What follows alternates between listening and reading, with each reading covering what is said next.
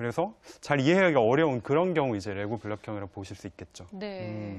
저는 지금 체크리스트를 열심히 보니까 어떠신 것 같아요? 큰 그림형에 가까운 것 같습니다. 그러세요? 뭐 딱 부러지는 건 아닌 것 같은데. 네네.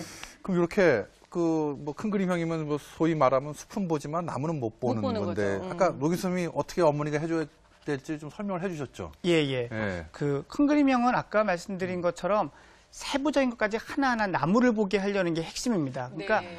아이들한테 먼저 네가 큰 그림형이다라는 거를 납득을 시켜주시는 게 제일 중요해요. 이거를 그냥 너 이렇게 공부해라고 하면 아이들은 반발하거든요. 그렇죠. 그래서 아까 방금 보여준 이 체크리스트를 한번 같이 해본다든지 또 일상생활에서 공부하는 장면에서 아이들과 이런 얘기를 나눠서 아이들이 받아들이게 하시는 게 첫 번째 이겁니다. 네. 중요한 요건이고요. 그다음에 레고 블록형 학생들의 체크리스트도 한번 설명을 드린다면요.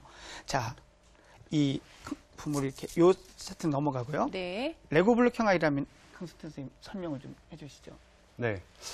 레고 블럭형 학생이 사실 저희가 많은 학생들 이렇게 만나보면 한 80% 이상의 학생이 레고 블럭형이라고 보시면 됩니다. 네. 왜냐면 많군요. 네.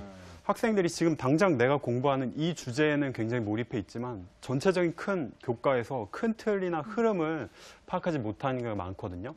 근데 그런 학생들 보면은 그런 식으로 공부가 너무 이제 편향되다 보면 이제 왜 중고등학생 돼서 내신 시험은 성적이 어느 정도 나오는데 수능이나 학력 평가 좀 네. 범위가 넓은 시험에서 성적이 안 나오는 그런 친구들이 있습니다.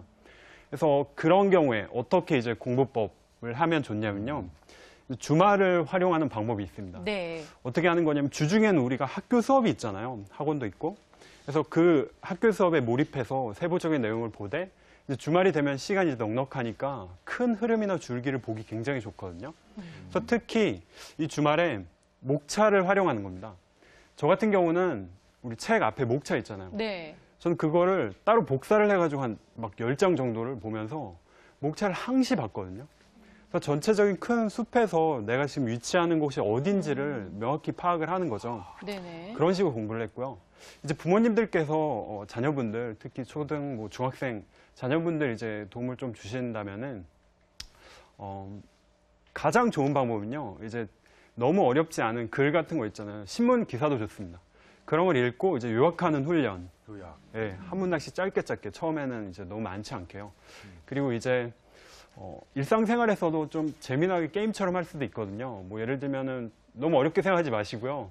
뭐 TV 프로나 예를 들어 드라마를 같이 보셨어요. 그러면 이제 짧게 어떤 드라마의 핵심 주제나 이 내용을 요약해보는 그런 어떤 그런 거 뭐 밥 먹으면서도 말씀 나누실 수 그렇죠. 있잖아요. 네. 편하게 하시는 방법이 좋을 것 같습니다. 네. 그러면 이제 말씀해 주신 대로 큰 그림형, 레고 블록형에 대한 이해는 좀 되셨을 것 같아요. 내 아이가 큰 그림을 더 잘 보는지 아니면 큰 그림보다는 그 안에 들어있는 세부적인 것에 더 집중하는 아이인지.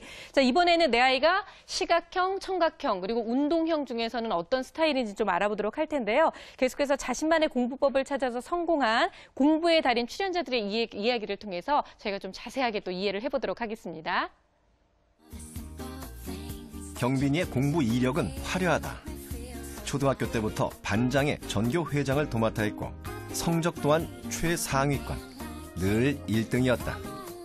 학생이니까 선생님과 부모님이 해야 한다고 하니까 그저 열심히 공부했다.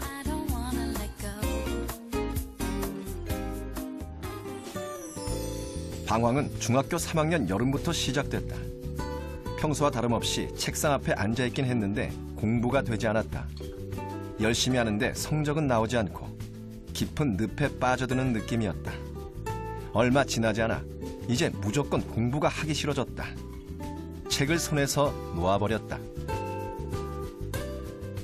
공부하는데 이렇게 즐겁다기보다 의무적으로 하는 그런 느낌이 많이 들었어요.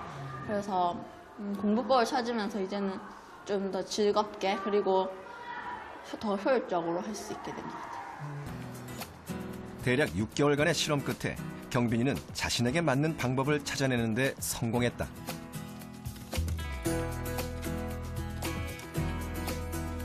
형형색색 여러 가지 펜을 고르고 교과서와 참고서 그리고 커다란 종이를 준비했다.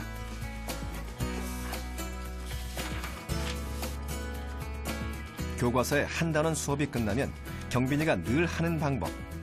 경빈이만의 새로운 노트를 만들려는 것이다. 제일 큰 단어는 이렇게 중간에 쓰고 이렇게 하고 그다음에 이렇게 가지를 쳐서 맵이요. 맵? 네. 무슨 맵이요? 공부할 때 이렇게 가지 쳐서 내용 정리하는 걸 그냥 제가 맵이라고 불러요. 단원의 큰 주제어, 그리고 중간 단원의 주제어와 내용이 일목요연하게 한눈에 들어오게끔 만드는 것이 중요하다.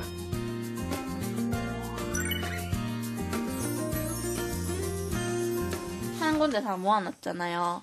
그러니까 복습할 때 이것저것 뒤적거릴 필요 없고 여기에 모든 게 다 있으니까 공부한 게. 그러니까 복습하는 시간이 엄청 줄어들어요. 맵을 만드는 것은 효과적인 공부를 위해 경빈이가 찾아낸 방법 중 하나다. 처음에는 일단은 중학교 때 이제 시험